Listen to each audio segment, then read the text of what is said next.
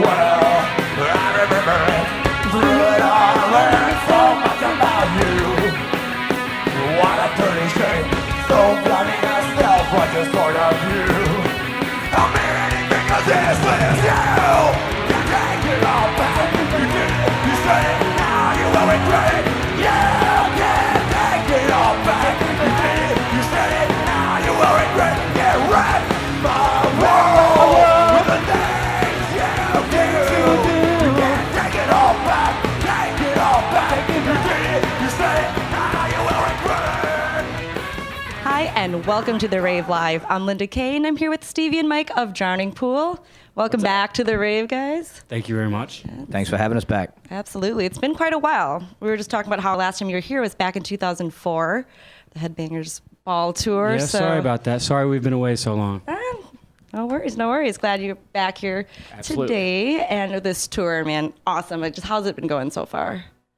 It's going great. You know, it's the package of bands, you know, seems to fit pretty well. You know, the kids that come out to see us.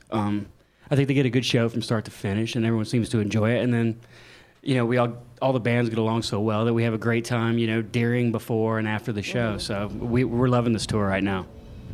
Right? I agree. Very nice. So this is your second time here, the Rave, and have you got a chance to really go throughout the building? It's a lot of different rooms, so any fun last stories? time we were here, we did. I wound up in some room that I mean, full disclosure, I don't think I was supposed to be in there, but it was dark and creepy, and I couldn't see a thing, so I kind of chickened out.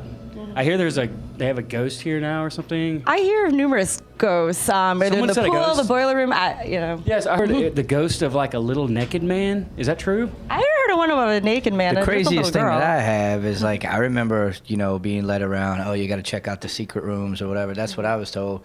But in the state of mind that I somewhat remember being in, this is going to be weird.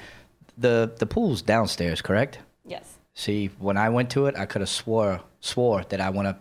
You know, I have like a similar memory. Is that weird? Yeah. Okay, so I don't know if It's an optical delusion. Yeah, maybe I was just turned upside down or something. Evidently, that speaks to what a good time we had when we were here. So That's awesome. I know you guys have been working on your new album, which is out now, self-titled album.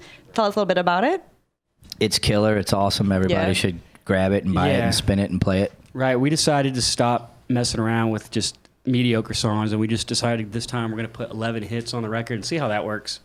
You know, we don't know. It's an experiment. We'll see. So is that what most differs this album from your previous ones? Oh, the fact that it's good? Is that what you're saying? No. I'm asking what makes it most different from your previous three albums? The greatest thing about this, and you know, maybe a lot of people don't, you know, follow the band or know that much, but you know, it was 10 years ago almost. Well, it probably was 10 years ago that we made the first record with Dave. So we were a young band. It was our first album. We made it real quick. We were very tenacious. We went in and wrote, you know, like a third of the record while we were there, thinking no big deal. You know, we've got the rest of our lives, whatever.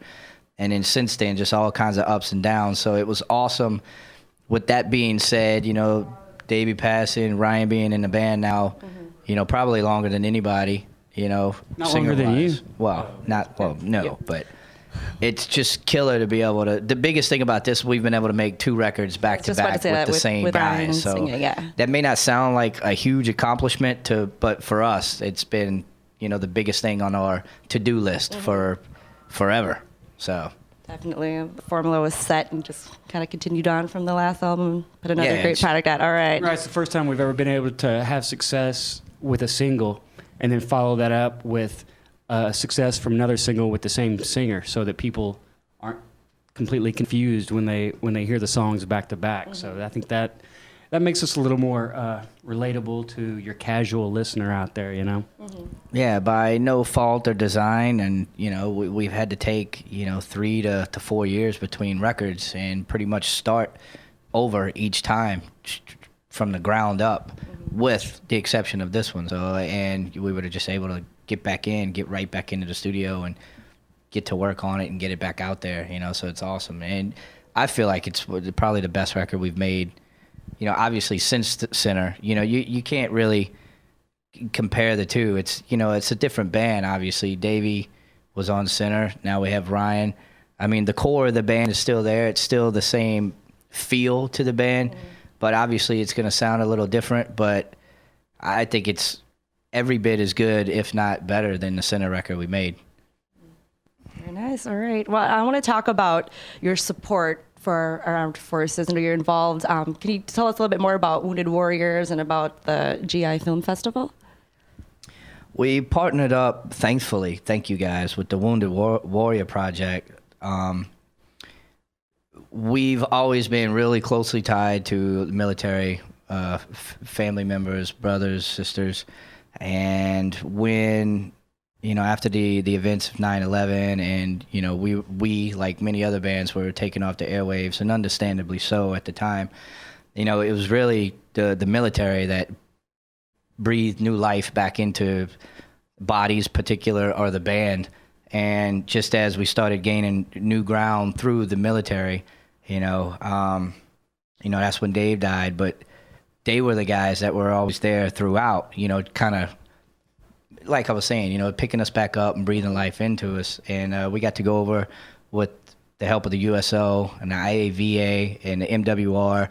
We've played some tours over in Iraq and Kuwait, South Korea and Germany and stuff like that. And it was just always something we were tied to. And after playing those shows and playing those tours, it seemed it was the most humbling thing I think we've ever done. I mean, being, in a band with your buddies and paying your bills, that's awesome. You won the lottery. But until you go over there and you kind of have your eyes kind of open to what's going on, we wanted to come back. And, there's not a whole lot we can do. None of us are like Bonos. We don't get on soapboxes and preach that you should be this or that. But it seemed real easy to get behind, the better treatment of our troops when they return. That's what got us into the IAVA. That's what got us into the Lane Evans bill. And then the Wounded Warrior Project is just one more thing that, we just kept wanting to pursue. And you could go to woundedwarrior.org and check them out. And one of their biggest things that we liked a lot was, they take care of, there's a lot of things that happen, a lot of, fallout that people don't think of. If a military guy or girl comes back and they have family members and God forbid they lose a limb or just mentally aren't able anymore to assimilate back into life, their loved ones suffer or their kids suffer. The schoolwork falls behind because the loved one has to take on more work or has to quit work to take care of the returning vet. So they help to provide financial and mental help and, put wheels into motion if they don't know how to get things going paperwork wise. And it was just a killer thing for the Wounded Warrior Project to, ask if we wanted to be involved. So you can go there and check that out, woundedwarrior.org. Very nice. That's just great. That feeling you get just being involved with that. So amazing. Thank you very much for that as well. Yeah, I mean, it's kind of heavy stuff, and we're just a fun-loving rock band, and we don't like to get all downtrodden on people, but it really is a simple thing. You don't have to be left or right, pro or against, whatever, Republican, Democrat. Just take care of your guys and girls when they return, when they come home. Absolutely. All right. Now I'm just going to talk about something that I see right in front of me is your ink. Amazing job on both Why, of thank you. All right. I just want to know, what's the most significant tattoo to you and why? The most significant? Yeah. I guess it would be the DP symbol, of course, the drowning pool.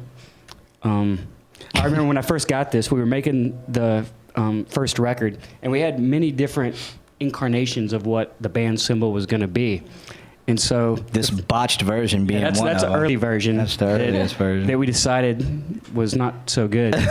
So I'm standing outside the tattoo place before I get this on the phone with someone at the label at the time, going, "Okay, are you sure that's the one we're going with? Because I'm about to make it permanent. So don't back out on me after I do this." So walked in and got that done. And this is like a third or fourth cleanup attempt. This right here. Well, you also got it done by a dude that I think was smoking crack at the time. We weren't even signed yet, and CJ and I were electrical contractors at the DFW airport. And above the ceilings, on all the unfinished sheetrock, you could see our early drawings of the first drafts of what the DP symbol should be. So we go out on our first tour. So I was like, hey, this could be awesome. It's our first tour. I'm gonna get what looks like 2 Nike swooshes with a line in it.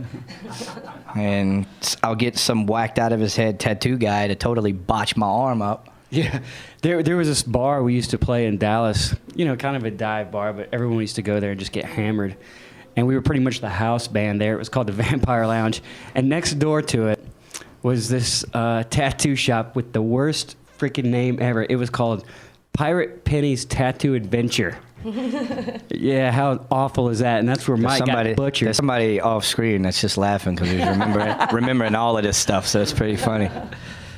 Yeah, outside the gate. If people ask you where you got that, do you tell them the real name of the place, or you just say, you know what? remember? Until you just started that segue into it, I'd completely forgotten. But thanks for bringing up. You that didn't forget it. You just painful blocked memory. it out, dude. Yeah, thanks for bringing that up. Yeah. Well, you both look great. So thank you about that. All right. So what's next for you guys? I know a lot more touring. Oh yeah, A lot more touring. Yeah. Hopefully, be back here within the next 6 months or so instead of 4 Yeah, we got years. all those singles that got to come out. Lots of all the singles. time, I mean, so. which are right there. So you can check that out.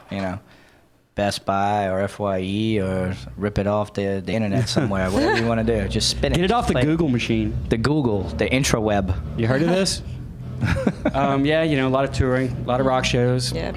Got Ozfest, Yep. which is only 6 shows this year. Yeah, I which saw is that. I weird. was gonna bring Ozfest. So that's great that you're back. Or on this at the I don't want to say rebirth, but the continuation of Ozfest, I guess. Right. Hopefully the continuation and not the end. I don't know Yeah. how long Ozzy can't tour forever, I guess. So, hopefully this is not the end. 6 shows. I don't know, man. I wish I could only do 6 shows a year. That'd be awesome. All right. Well, Jimmy Buffett gets like something. I don't know. He Scratch does like that. 30 Forget I shows. said He that. does like 30 shows a year. Yeah, And 30 that's all he shows. does, and then he lives on an island. Tours in the summer as a private jet, flies in, does 30 shows, and then flies back to his island, and that's it. It makes 30 some odd mil for doing it. That's living the dream, dude. We're in the wrong part of the business. You got any songs like about tequila or You hanging know what? out on I the thought of beach, one, but I or- don't want to say it right here. I want to Oh. Doesn't Vince Neil have a We gotta song figure right that now out. about tequila? probably. Yeah. I'm not Sorry to sure. get off on. No, that's all right. We like to find out what you have in mind in the other upcoming projects. So thank you for that, and thank you for joining us here on the Rave Live. Thanks for Awesome. having for me. the show. Thank you very See much. you next time. You said maybe another 6 months, maybe. I hope either Sooner, I hope. If not, yeah. Book it next month. We'll be back. All right, Stevie, Mike, thank you so much. Thank you. And thank you for watching The Rave Live. Make sure to check out Drowning Pool's current self-titled album. And we will see you soon next time on The Rave Live.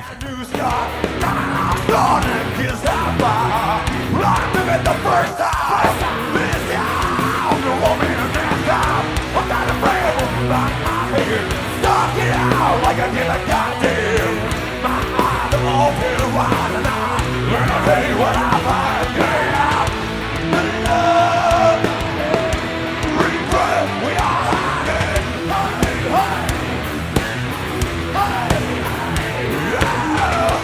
Hey, love, regret, we are hiding. Raise your hands if you feel like I do. Keep it loud if you feel like I do. Raise your hands if you feel like I do. Like you do, like we all do. Raise your hands if you